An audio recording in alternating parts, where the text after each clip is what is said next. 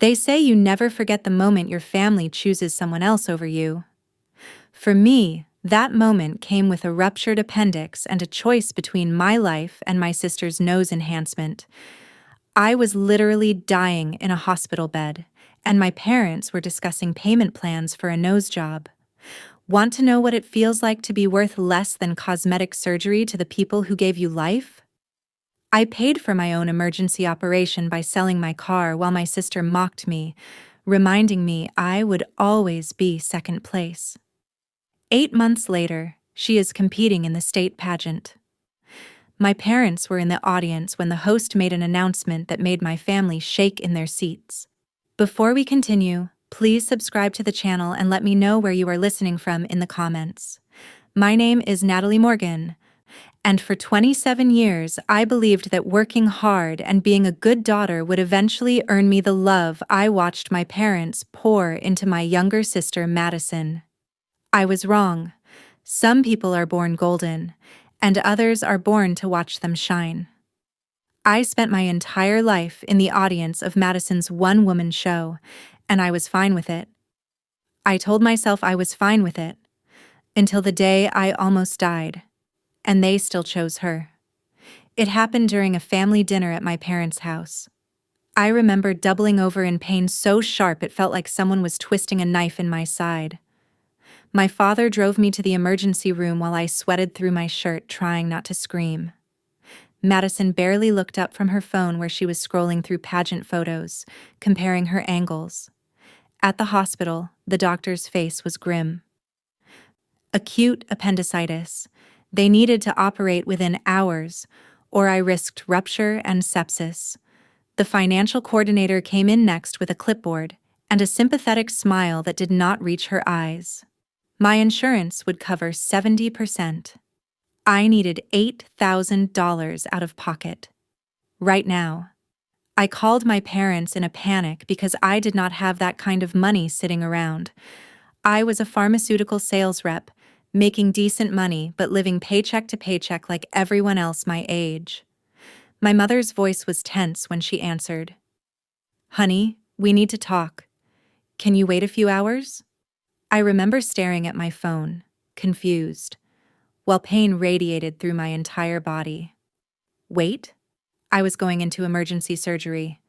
What was there to wait for? They arrived an hour later with Madison trailing behind them, full makeup, fresh from a consultation with a pageant coach. My father pulled a chair close to my hospital bed and took a deep breath like he was about to deliver bad news about a pet. "We have a situation," he said. "Madison's rhinoplasty is scheduled for today, too." I blinked at him, certain I had misheard through the haze of pain and medication. My mother jumped in quickly. "The surgeon only had this one opening, and she has state pageants in 4 weeks. You understand how important this is." My father continued, and I will never forget his exact words.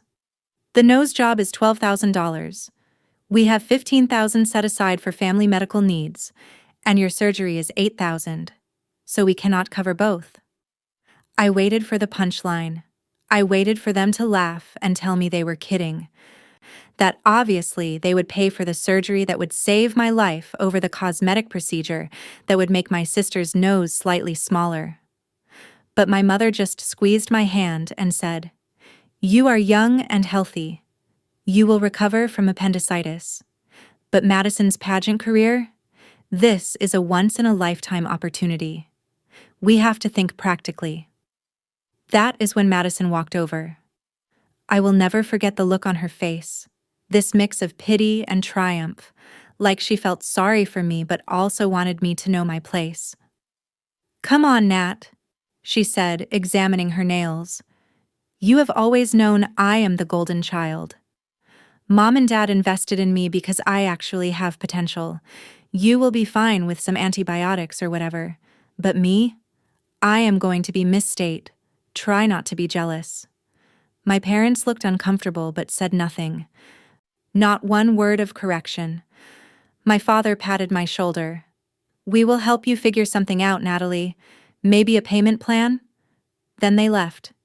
They actually left me there, feverish and heartbroken, to go pay for Madison's new nose. I sold my car that night, my Honda Civic, the one I had finally paid off after 5 years of payments, the only valuable thing I owned. A dealer came to the hospital parking lot and gave me $7,500 cash. I put the rest on my credit card and signed the surgery consent forms with shaking hands, not from fear of the operation, but from the weight of understanding that I was completely alone. During surgery prep, the nurse asked if anyone was coming to wait for me. I told her no. She squeezed my hand and said she would check on me herself.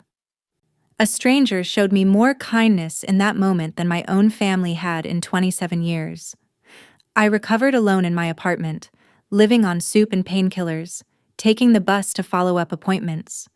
My parents sent a text. "Get well soon," with a heart emoji. They did not visit. They were too busy helping Madison recover from her nose job in the comfort of their home.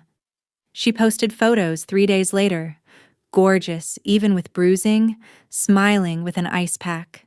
The caption read, "Investment in yourself is never wasted. #pageant ready, #blessed, #family first." I stared at that last hashtag until my vision blurred. Family first. I wanted to laugh, but it hurt too much. That is when something inside me broke, or maybe it finally hardened into something useful. I was done begging for crumbs of affection. I was done being invisible.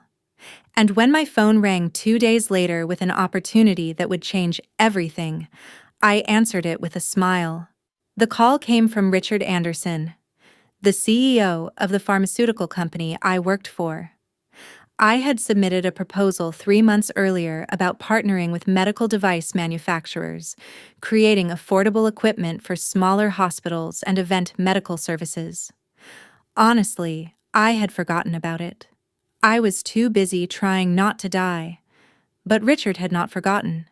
He wanted to meet, said my idea had potential, said he saw something in me that reminded him of himself when he was starting out. For the first time in my life, someone was investing in me. Not my face, not my potential to look good in a crown, but my mind, my work, me.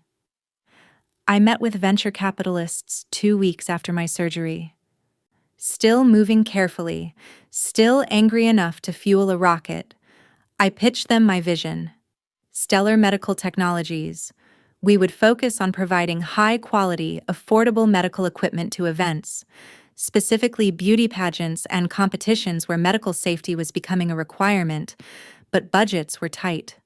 I knew this world. I had watched Madison navigate it for years. I knew what they needed, what they would pay for, and how to make it profitable. The investors saw my passion, my knowledge, and my drive. They gave me initial funding, not a loan, an investment. In me. I stopped going to family dinners. Just stopped.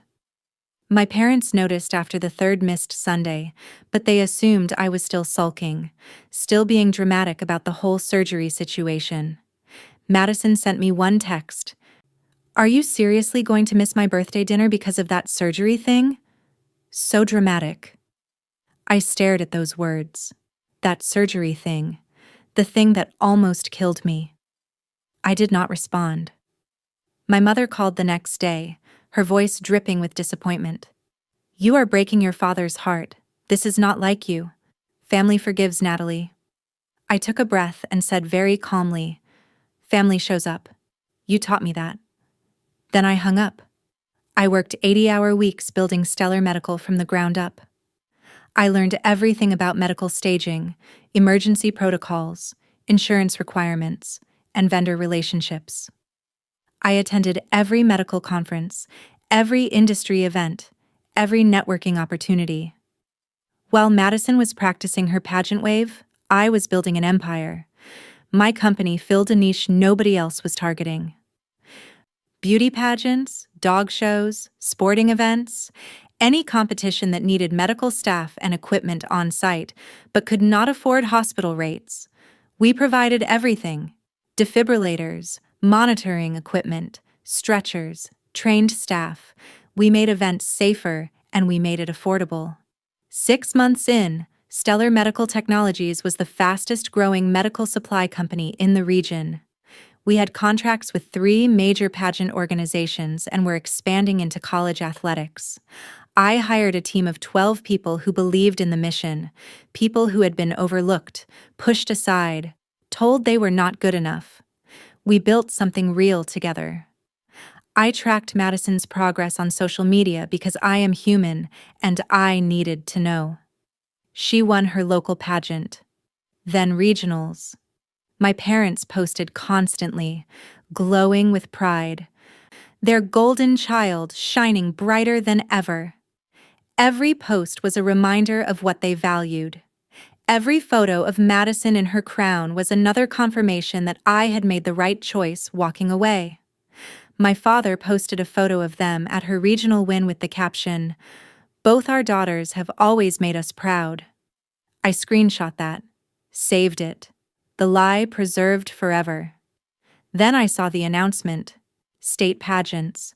Madison had qualified. It was going to be televised, held at the Civic Theater, a massive production. I did some research and discovered something interesting. New state regulations required all pageants to have comprehensive medical services on site. They were actively seeking sponsors. I smiled for the first time in months, a real smile. My company bid for the contract. I offered premium services at a competitive rate, emphasized our experience with high-profile events, and highlighted our commitment to safety and family values. I wrote that proposal myself, every word carefully chosen. Stellar Medical Technologies won the contract. Part of the sponsorship package included recognition during the televised event.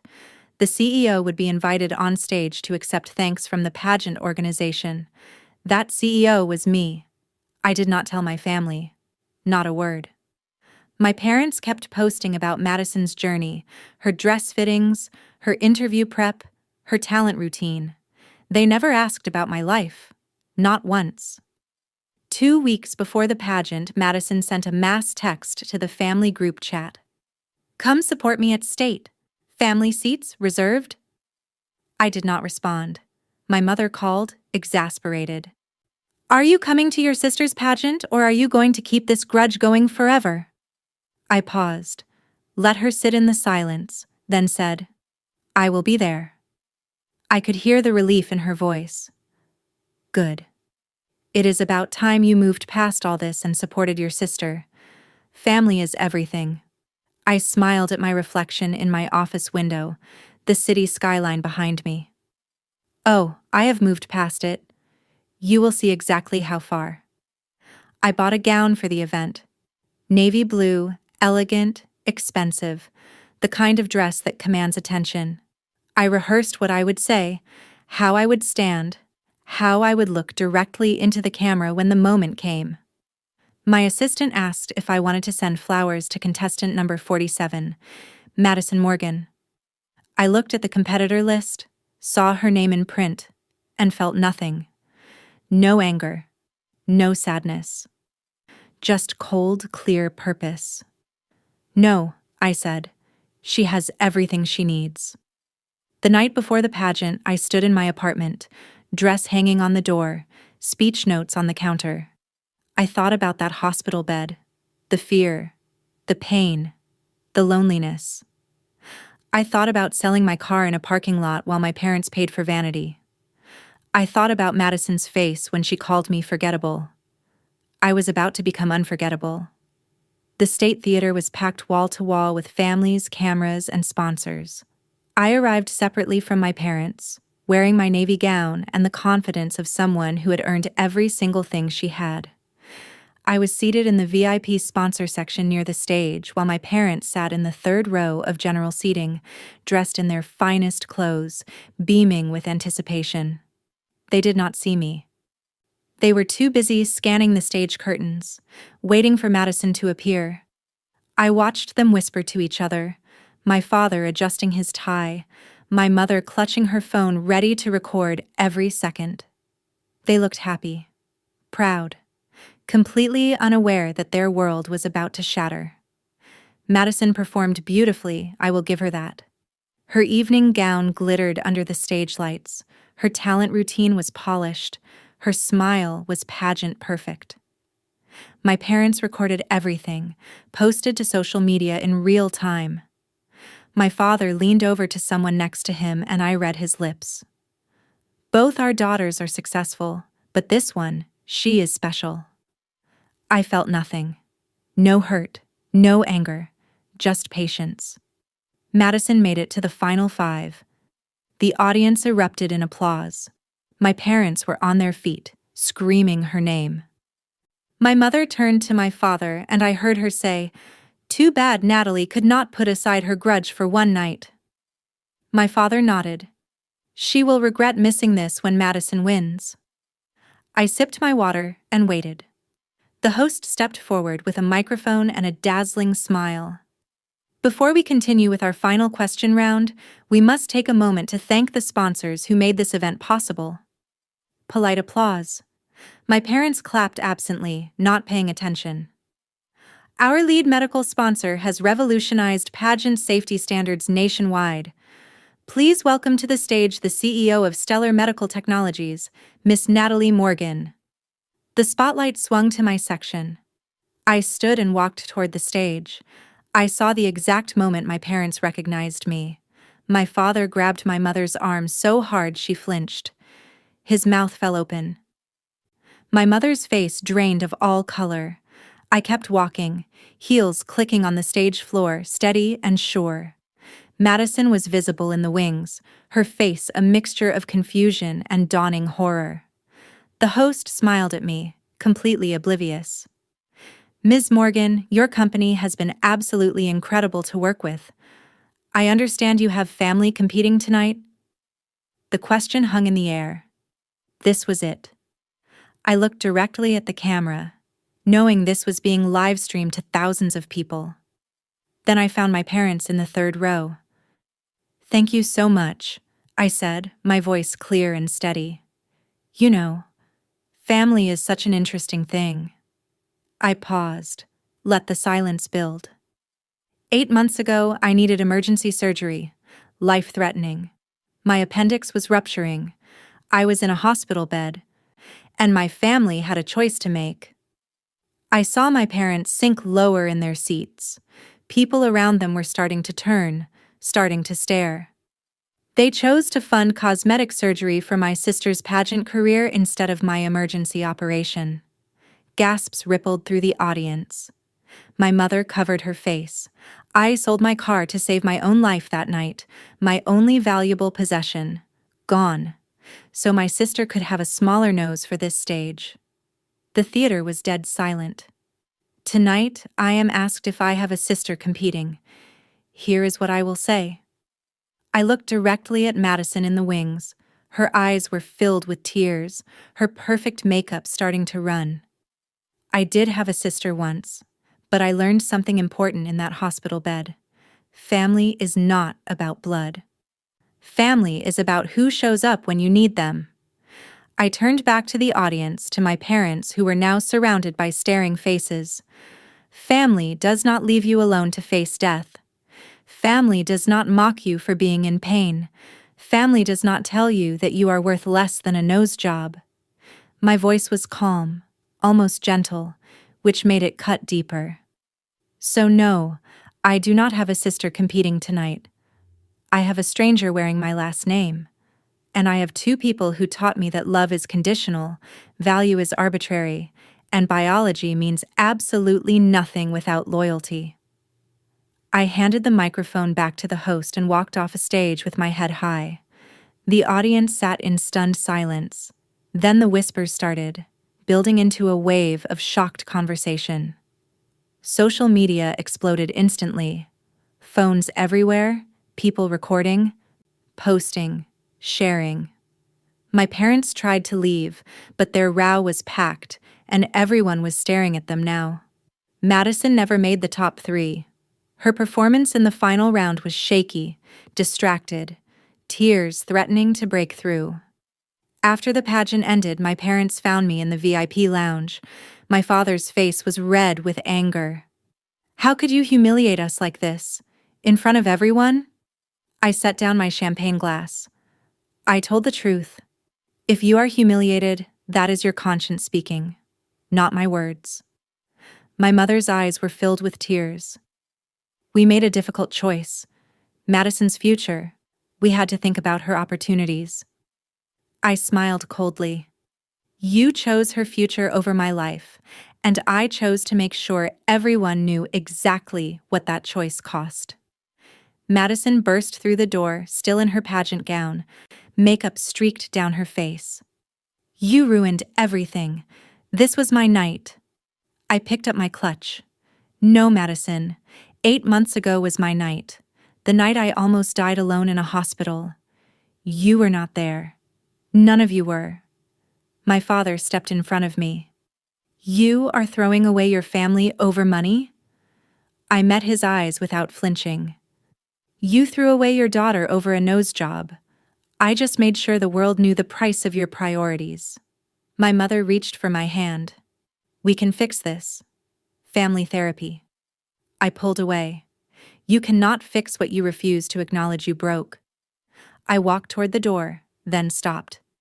By the way, I used part of my signing bonus to create the Real Family Fund.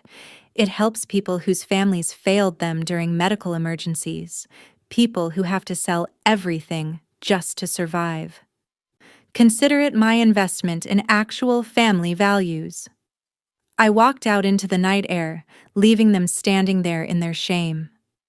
3 weeks later, I sat in my corner office overlooking the city. My assistant brought in mail, including a letter from my parents.